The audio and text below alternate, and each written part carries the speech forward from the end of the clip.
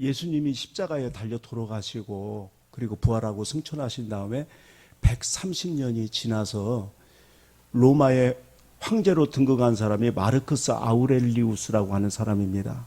이 사람은요, 일반 황제하고 틀려요. 굉장한 지식인이었어요. 지금은 지식인 하면 뭐 과학자도 있고 은사도 있지만은 그때는 철학자가 최고의 지식인이었습니다. 근데 그때 이 사람이 스토아 학파의 대가예요. 그래서 고등학교 책에 보면 마르크스 아우렐리우스의 명상록이라고 하는 책이 나오잖아요. 우리 옛날에 나오는데 지금 없어졌는지 모르겠어요. 그러니까 그만큼 유명한 철학자였습니다. 그리고 로마를 크게 흥왕시킨 사람이에요. 그럼에도 불구하고 이 사람이 기독교를 핍박한 사람. 안타까워요. 최고의 지식인입니다. 최고의 권력을 누렸습니다. 그때 인간이 생각할 때는 이만한 사람이 더 있겠나 하면서 부러워하는 사람인데 주님을 대적하는 사람이 됐어요. 그래서 오늘 우리도 이 사람에 대해서 공부하면서 우리가 그 생각을 해야 되는 거예요. 아무리 똑똑하면 뭐하냐. 권력이 아무리 있으면 뭐하냐. 주님과 대적하는 인생이 돼서 나중에 백보자 앞에서 심판대에 섰을 때 네가 왜 나를 핍박했느냐 그러면 되겠어요? 네가 왜 여지껏 나를 핍박했느냐. 안타까운 사람이에요. 그런데 이 마르쿠스 아우렐리우스 시절에 남유럽의 비엔나라고 하는 곳에 쌍투스라고 하는 집사님이 기독교인이라는 제목으로 체포되어서 조서받은 내용이 기록되어 있어요. 지금까지. 예, 거기에 재판관이 신문합니다. 이렇게 신문해요. 내 이름이 뭐냐? 나는 그리스도인입니다. 네 국적은 뭐냐? 거기 이제 로마가 지배하던 시대니까 여러 나라들이 있었잖아요. 그랬더니 하는 말이 뭐냐면 나는 그리스도인입니다. 네 직업은 뭐냐? 나는 그리스도인입니다. 너 노예냐 아니면 너 자유인이냐? 대답이 똑같아요. 나 그리스도인입니다. 더 이상 다른 말이 나올 것 같지 않아요.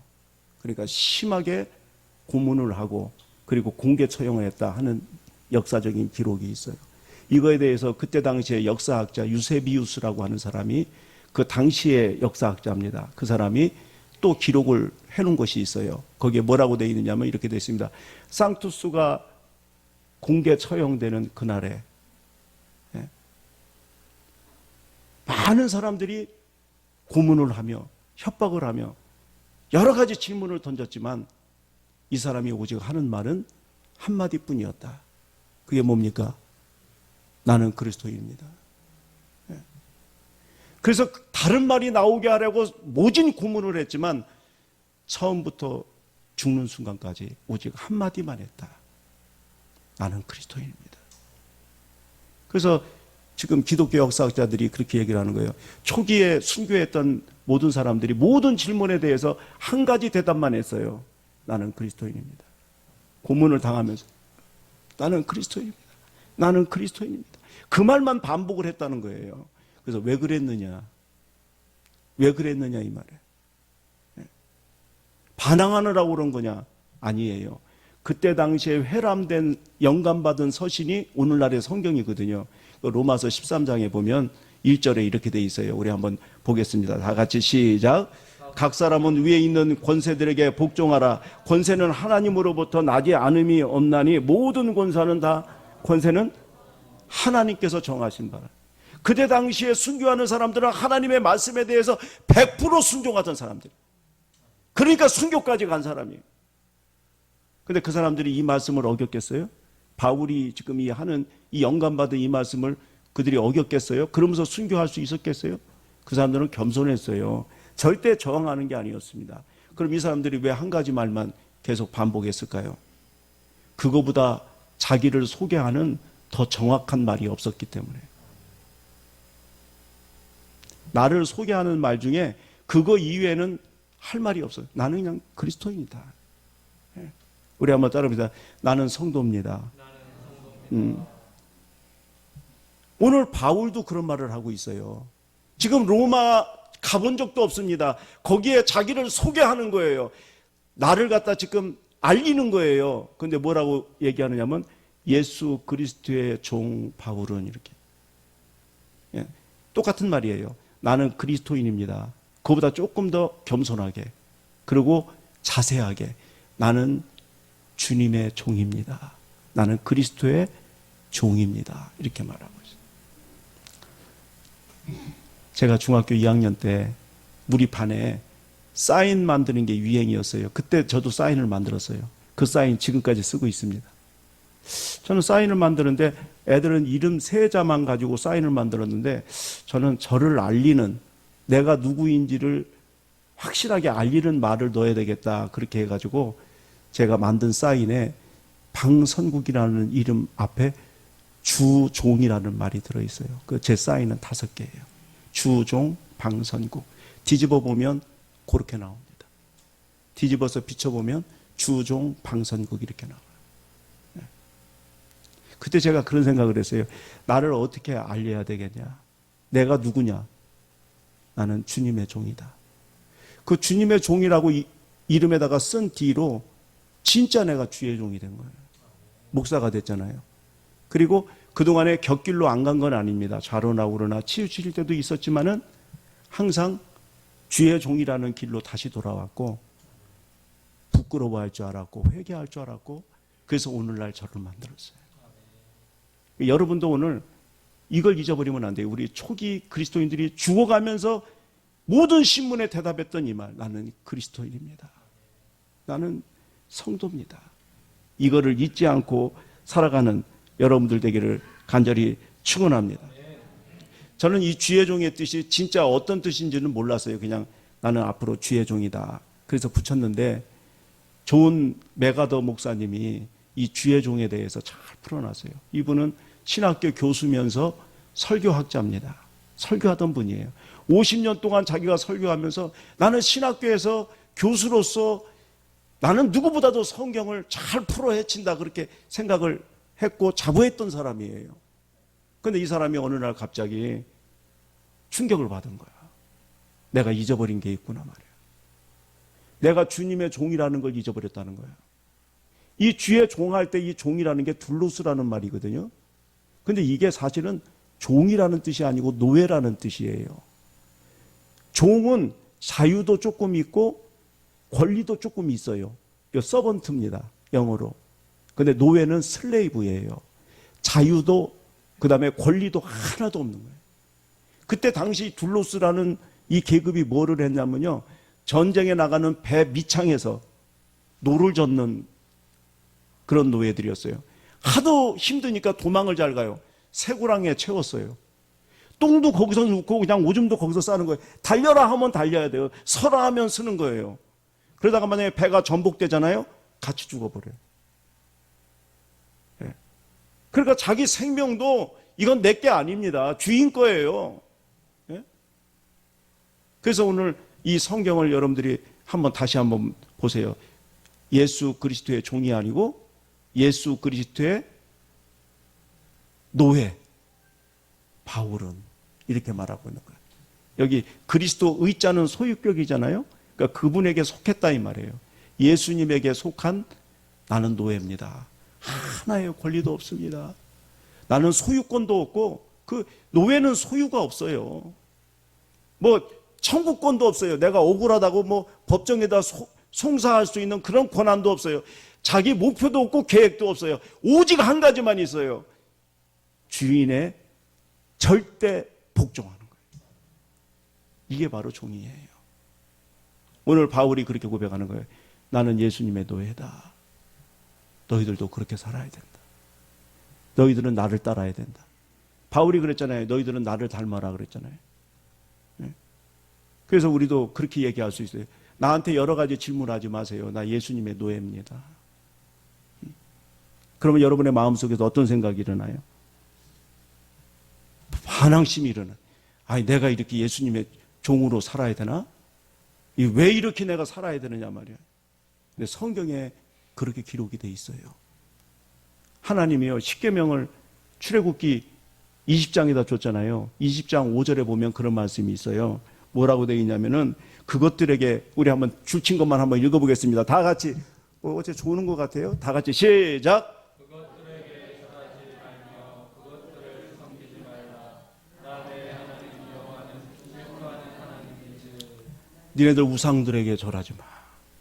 너희들 우상도 섬기지 마. 나 질투하는 하나님이야. 나 너희들 그렇게 우상 섬기고 그러면 내 마음속에서 막 화가 막 일어나. 나는 질투하는 사람이야. 우리는요, 질투라고 하는 단어가 나쁜 단어로 쓰이잖아요. 근데 이 질투하는 사랑이 최고 좋은 사랑이에요. 질투는 아무나 해요? 특별한 관계가 있고 특별히 사랑하는 사람한테만 질투하는 거예요. 아무나 질투하는 사람은 정신병자잖아요. 그건 아니에요. 그러니까 하나님이 내가 질투하는 하나님이다. 이건 뭐냐면 내가 너희들을 특별히 사랑한다는 거예요. 생각해 보세요. 내가 뭔데 내가 질투할 대상이나 됩니까? 그렇잖아요. 근데 우리 하나님이 나를 질투한다는 거예요. 이 질투한다는 것은 카나라고 하는 단어거든요. 근데 이게 우리나라 말로 이 질투가 번역이 안 돼요. 영어에는 이거에 딱 맞는 말이 있어요. jealous라고 하는 말이에요. jealous. 이게 뭐냐면 질투 안에 열심이라는 단어까지 같이 들어있어요. 그러니까 질투하는 하나님은 뭐냐면 우리를 위해서 오늘도 열심히 일하는 분이에요. 그래서 영어에 보면 jealous wife 이러잖아요. 시기심이 많은 마누라, 질투심이 많은 우리 마누라 이런 뜻이에요. 그런데 이게 또 jealous가 또 다른 뜻으로 they are very jealous of their good reputation 이러면요. reputation이 평판이라는 뜻이잖아요. 좋은 평판을 위해서 시기한다 이렇게 번역하면 안 돼요. 그들은 좋은 평판을 위해서 열심을 낸다. 이런 뜻이에요. 그러니까 오늘 여기서 질투하는 하나님이라는 것은 우리에게 두 가지를 가르쳐주고 있어요. 첫째는 뭐냐면 우리를 특별히 사랑하시는 하나님. 두 번째는 우리를 위해서 열심을 내시는 하나님. 얼마나 열심을 내냐? 열심을 내다 보면 그 사람의 종이 되는 거예요. 그래서 우리 주님이 우리를 위해서 종으로 오셨다니까요. 우리가 사랑하다가 우리의 종이 된 거예요. 그래서 우리 빌립보서 2장 7절에 뭐라고 돼 있어요? 우리 오히려 하나님과 위에는 그렇게 돼 있습니다. 하나님과 동등된 본체이시나 하나님과 동등된 분이시나 오히려 자기를 비워 무슨 형체를 가졌어요? 종의 형체를 가지사 사람같이 되셔서 8절에 보면 사람의 모양으로 위에 오셨어요. 그래서 자기를 낮추시고 어디까지 갔어요? 종이 됐는데 죽기까지 복종하셨으니 십자가에 달려 돌아가실 만큼 우리를 사랑하신 분이 바로 우리 주님이에요. 그러니까 우리가 사랑하면 뭐가 된다고요? 종이 돼요. 제가 이제 군대에 있을 때 연대장실에 있었잖아요. 중대에 있었는데 연대장님이 픽업으로 저를 왔어요. 그 연대장님 차 타고 이제 연대장실로 왔습니다. 연대장실이 이것만 해요. 그 안에 온갖 지도가 다 들어 있습니다. 무궁화 3개를 보니까 막 어떻게 해야 될지 모르겠어요. 대의를 보고도 발발 떠는데 무궁화가 여기서부터 여기까지 있어요. 3개가 모자를 썼는데 그러니 아무것도 안 보이고 얼마나 무서운지 어쩔 줄은 몰랐어요. 그래서 그날 그렇게 딱 했더니 너는 퇴근하면 관사로 오라 그러더라고요. 관사가 예수님이래. 아유 너무 높아지다 보니까 예수님까지 갔네. 관사가 연대장님 그 부대를 밖에 나가면 있어요. 이제 관사를 갔습니다. 관사가 더 깜짝 놀란 거예요.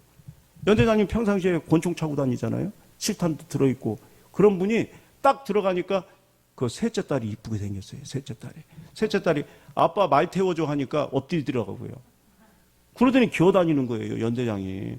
아니 참모가 소령이거든요. 소령이 연대장님 앞에서 팍팍 떨면서 조인타 맞는 소리가 밖에서 팍팍 들려요. 그런 연대장인데 집에 가니까 셋째 딸이 아버지 엎드려 하면 네 하고 엎드려요. 그러고 막 기어다녀. 그 타고서 막 궁뎅이 때리면 또 빨리 가고 막 그러더라고. 야 깜짝 놀랐어요. 왜 그래요?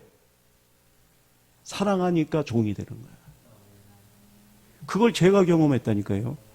우리 찬서이가 우리 집에서 왕입니다. 이놈의 자식이 이빨을 안 닦아요. 아침에 뭐라 하냐면 의자에 앉았어요. 나한테 이래요. 그럼 내가 안에 닦아줍니다. 살살 문질러 아파 이러면 또 살살 문질러요. 안에 거 다 닦아줘요. 예. 제가 제 운동화 안 빨아요. 근데 찬석이 운동화는 내가 빱니다. 예. 안양천에 가서 수없이 빠져서 와요. 그러면 빨아서 저 세탁기에 넣어가지고 돌려가지고 말려가지고 또 줘요. 아침에 갈 때 또 양말을 잘못 신어요. 그럼 양말 내가 무릎 꿇고서 의자에 앉았으면 양말 신겨줍니다. 왜 그러는 거예요? 내가 우리 교회에서 그렇게 할 사람이 누가 있어요? 직접 노회장이라고 어저께도 가니까 얼마나 사람들이 그냥 구심되는지. 내가 직접 노회장이에요. 지금 노회장 끝난 사람을 직접 노회장은 얼마나 대우를 해주는데 찬석이가 나를 종처럼 부려먹어요. 왜 그래요? 특별한 사랑의 관계이기 때문에. 예? 내가 화나면 그 얘기도 해요. 야 이놈아, 내가 목사인데 네가 종처럼 부려먹는다. 그러면서도 다 한단 말이에요. 그거를. 왜? 사랑하니까 종이 되는 거예요. 우리 주님이 우리를 그렇게 사랑하는 거예요. 내가 너희들을 위해서 종이 됐다 이 말이에요. 누구나 죽음을 두려워합니다. 근데 사랑은 죽음과 맞서서 이겨요. 사랑이 얼마나. 너 죽어 이러면 다 사람들 꼼짝 못 하거든요. 그런데 죽음과 맞서서 이기는 게 있어요. 이게 사랑이에요. 사랑이 이렇게 무서운 거예요. 아르메니아라고 하는 조그만 나라 있어요. 소련의 속국으로 있다가 독립한 나라입니다. 예. 그런데 1988년 12월 7일 날 대지진이 거기서 일어났어요. 그래서 5만 5천 명이 죽었습니다. 그런데 수잔나라고 하는 여성이 시누이 아파트, 9층짜리 아파트인데 그 아파트에 놀러 갔다가 지진이 일어난 거예요. 성냥갑처럼 그냥 폭삭 주저앉았어요. 수잔나 그 시누이는 그 자리에서 죽었어요. 기둥에 깔려서. 그런데 자기네는 그 기둥이 옆으로 떨어지면서 그 사이에 틈에 들어간 거야. 그때가 12월 달이었어요. 소련 근천이 얼마나 추워요. 근데 2주 후에 그 딸, 4살 먹은 딸은, 같이 갔던 4살 먹은 딸은 살아있었어요. 예. 그래서 살렸습니다. 근데 엄마가 죽어있는 모습이 어떻게 돼 있는지 알아요? 자기 외투를 벗어서 걔를 깔아줬어. 바닥에다가. 자기 스타킹까지 다 벗어가지고 애 목에다가 다 감겨줬어. 그리고 보니까 여기를 유리 조각으로 긁어가지고 많이 긁었어요. 이게 애한테 물어봤어요. 이거 먹은 거야. 목마르다니까 이거 먹이고 엄마는 죽은 거예요. 애만 그런데 2주 만에 살아났어요. 내가 지금 뭔 얘기 하는지 알죠? 사랑이 이렇게 위대하다니까요. 죽음을 이길 수 있는 게 사랑이에요. 다 벌벌 떨어요. 근데 죽음을 이겨요. 사랑이. 아가서에 보면은 그런 말씀이 있어요. 아가서는요, 사랑의 대가입니다. 거기에 보면 이런 말씀이 있어요. 사랑은 뭐라고요? 죽음같이 강하다. 사랑이 죽음같이 강하다는 말이 무슨 말이에요? 죽음 앞에 힘쓰는 사람 어디 있어요? 죽음은 인정사정 없습니다. 다 끌어가요. 막 죽음이 왔어요. 그런데 저 특별한 사정이 있습니다. 그래도 끌고 가요. 저는 불쌍한 사람입니다. 그래도 끌고 가요. 저는 권세 있는 사람입니다. 그래도 끌고 가요. 죽음 앞에 무릎 꿇지 않는 사람이 어디 있어요? 그런데 사랑은 죽음을 맞서요. 신장도 띄워주잖아. 부모가 자녀한테. 나 잘못하면 내가 죽을 수 있잖아요. 부모가 띄워주는 신장은요, 좋은 거 띄워주라고 그래요. 나쁜 거는 나 놔두고. 그러니까 죽음과 맞서서 이기는 게 바로 사랑이에요. 우리 주님이 우리를 그렇게 사랑하셨어요. 종처럼 오셔서 십자가에 죽기까지 우리를 사랑하시고. 그래서 아가서의 주제가 뭡니까? 솔로몬이라고 하는 그 지체 높은 왕이 참 귀족이 아닙니다. 왕족이 아니에요. 저 시골의 깡촌에 포도밭에서 그을린 술람미라고 하는 여자와 결혼하는 내용이에요. 저는 아가서를 읽으면서요, 난 절대 그렇게 결혼 못해. 그렇게 몇 층 아래에 있는 여자하고 나는 결혼하고 한 이불 속에서 난 못 자요. 그런 사랑 할 수 있어요? 난 못해. 그 솔로몬이 그 술람미 여인하고 결혼하잖아요. 이 내용이 뭐냐면 영감받은 내용이에요. 예수 그리스도가 우리와 결혼하는 거예요. 제가 주님한테 그랬어요. 주님, 나는 이런 결혼 못합니다. 평생 생활비 대달라면 생활비는 대줄 수 있어도 나 이런 여자와 한 이불 속에서 잠을 못 잡니다. 몇 층 층계 아래에 사람하고 어떻게 자요? 그런데 하나님이신 동등하신 예수 그리스도가 우리와 와서 결혼했다는 게 이게 보통 일이냐 이 말이에요. 그래서 유대인들은 지금도 유월절을 지키잖아요. 유월절을 지킬 때 이들이 읽는 게 아가서를 읽어요. 지금도 아가서를 읽습니다. 하나님이 우리를 특별히 사랑하셔서 애굽에서 우리를 구원해냈다는 거예요. 이 아가서가 특별한 하나님의 사랑이 여기에 기록되어 있는 거예요. 하나님의 사랑은 뭐냐? 질투하는 사랑. 질투하는 사랑은 포기를 안 씁니다. 죽을 때까지 포기를 안 해. 그러니까 십자가에 달려서 죽으신 거예요. 사람도 그렇잖아요. 사람도 나 지금 막 죽으려고 그래요. 근데 내가 사랑하는 자식이 외국에 있든지 어디 멀리 있든지 해서 안 오잖아요. 그러면 눈을 뜨고 죽는다니까. 이 눈을 못 감아요. 우리 할머님이 그 얘기를 했어요. 우리 할머님의 어머님이, 우리 할머님이 살아계실 때 늘 나한테 그 말을 했어요. 우리 할머님이 그때 서울에 사셨거든요. 근데 저 충남에 있던 우리 할머니의 어머니, 외증조 할머니죠. 돌아가시려고 그러는데 이게 차가 연차가 되고, 지금이야 뭐 금방 가지만은 그때는 뭐 연착이 되고 또 차 기다렸다 가고, 그 딱 들어가니까 눈을 이제 숨이 거두려고 그러는데 숨을 거두지 못하고 있더라는 거예요. 그래서 할머님이 딱 들어가면서 어머님 하니까 눈물을 흘리면서 그 죽는 순간에 그러면서 눈을 감더라는 거예요. 그 얘기를 계속 나한테 몇 번이나 했어요. 우리 어머님이 그랬다. 그러니까 죽으면서도 포기 못하는 게 사랑이.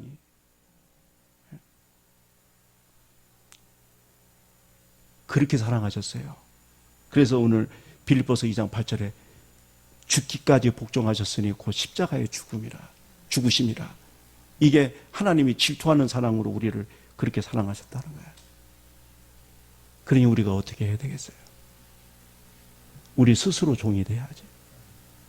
옛날에는 안식년이나 되면 유대인들 전부 다 종된 사람, 주인이 놔줬어요. 빚져가지고 종된 사람들 전부 다 놔줬습니다. 또 희년이 되면 모든 이방인들이고 누구고 종된 사람들 전부 다 놔줬어요. 그런데 그때 종 중에 그런 종이 있어요. 저는 안 갑니다. 난 차라리 주인의 종으로 사는 게 더 편합니다. 종도요, 주인 잘 만나면 세상에 그것처럼 편한 거 없어요. 먹는 거 주지, 입혀주지, 사랑해주지. 그런데 이 주인은 다른 주인이야. 우리를 위해서 종이 돼가지고 우리를 위해서 죽으신 분이에요. 자기가 주인이 좋아서 다시 종으로 있고 싶은 사람은 길을 뚫었어요. 오늘 여기 다 기 뚫은 사람이 온 거야. 우리는 나를 위해서 죽으신 주인님이 너무 좋아서 오늘 기 뚫은 사람들이에요. 그런 사람들이 오늘 여기에 앉아 있는 거야. 이거는 바울의 고백이거든요. 바울이 내가 오늘 예수 그리스도의 노예된 나는 이렇게 말하잖아요. 이 바울이 어떤 사람이냐면 주님을 대적한 사람이에요. 창세기 사도행전 8장 1절에 보면 사울이, 이게 바울이거든요. 그가 죽임 당함을 마땅히 여기더라. 이 그가가 누구냐면 스데반 집사예요. 7장에서 순교합니다. 스데반 집사는 성령이 충만하고 믿음이 훌륭한 사람이었어요. 주님이 그렇게 사랑하던 사람이에요. 그런데 그 사람이 돌에 맞아 죽는데, 그런데 마땅히 여겼다는 것은 뭐냐면 통쾌히 여겼다는 거예요. 사울이 바로 그런 사람입니다. 바울이. 그러고서 사도행전 9장 1절에 보면 뭐라고 나옵니까? 한번 보죠. 사울이 주의 제자들에 대하여 여전히 위협과 사기가 등등하여 대제사장에 가서 다메섹, 2절에 보세요. 다메섹에 가는 공문을, 다메섹 여러 회당이 그때 다메섹에 여러 개 있었거든요. 지금 교회와 같은 형태예요. 유대인들이 예배드리던 곳입니다.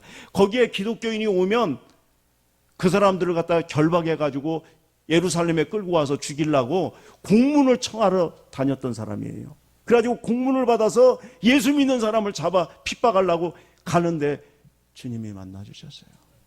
구원해 주셨습니다. 그리고 감사한 것은 뭐냐면 사도로 삼아주셨어요. 그래서 이 바울이 자기 죽기 전에 디모데라고 하는 영적인 아들에게 자기 고백을 하고 있어요. 디모데전서에 뭐라고 고백을 합니까? 나는 비방자였다. 나는 박해자였다. 나는 폭행자였다. 이런 나를 내가 아직 죄인 되었을 때 우리 주님께서 나를 불러주셨다. 우리 한번 따라해보죠. 내가 죄인 되었을 때. 우리가 주님 앞에 충성해서 주님의 백성 된 거 아니에요. 우리가 선한 일이 있어서 하나님이 우리를 사랑해 주신 거 아니에요. 내가 포행자고 박해자고 그런 가운데 주님이 나를 만나 주신 거예요. 나를 불러주신 거예요. 그래서 오늘 성경에서 하는 말이 그거예요. 네가 이것을 하나님의 사랑을 깨닫는다면, 나를 위해 종된 주님을 너희들이 깨닫는다면 너희들이 오늘 주의 종이 안 될 수가 있느냐. 나는 그렇게 해서 주의 종이 됐다. 그리고 바울은 끝까지 순교합니다. 여수토막 나서 결국에는 순교하게 되는 거예요. 한경지 목사님 알죠? 한경지 목사님은 한국을 대표하는 목사님입니다. 이 목사님이 어떻게 이렇게 했냐면은 6.25 때 끝나고 나서 이제는 나중에 휴전선 갈리고 난 다음에 북한에서 수많은 사람들이 내려왔어요. 어디 거할 데 있습니까? 그거를 갖다가 한경지 목사님이 다 받아가지고 먹여주고 재워주고 이불 주고 목욕시켜주고 그렇게 했던 분이 한경지 목사님이에요. 그래서 이분이 우리나라에서 유일하게 태플턴 상인가? 그 아주 굉장히 종교계에서는 높은 상이에요. 그 상을 이분이 받았어요. 그런데 그렇게 된 동기가 있습니다. 이분이 영어를 잘했잖아요. 그래서 미국에서 신학교에서 공부를 했습니다. 그런데 어느 날 기침하는데 피가 나오는 거라. 예. 그때는 이 폐결핵 걸리면 거의 죽었어요. 이분이 그때 기도했어요. 그때가 박사학위 받기 전이었습니다.